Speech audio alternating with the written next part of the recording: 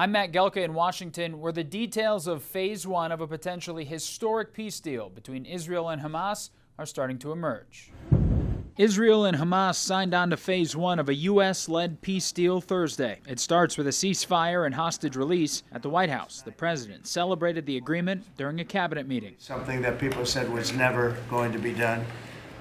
We ended the war in Gaza and really, on a much bigger basis, created peace. And I think it's going to be a lasting peace, hopefully an everlasting peace.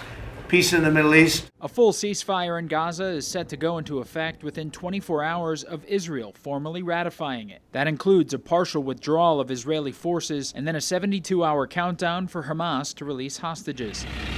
There's believed to be about 20 remaining living hostages and the remains of 25 others. We are getting the hostages back on Tuesday, Monday or Tuesday. And that'll be a day of joy. I'm going to try and make a trip over. The deal represents a breakthrough in a 2-year war that started with the deadliest massacre of Jewish people since the Holocaust. Gaza's health ministry has said nearly 70,000 Palestinians have since died, with the country in a humanitarian crisis.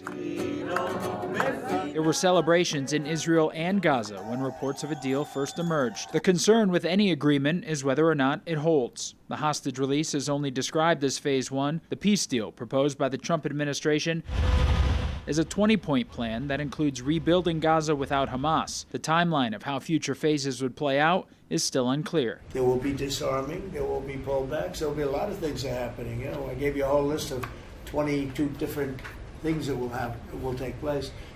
And I think it'll take place, and I think you're going to end up with peace in the Middle East. But we have to get our hostages back.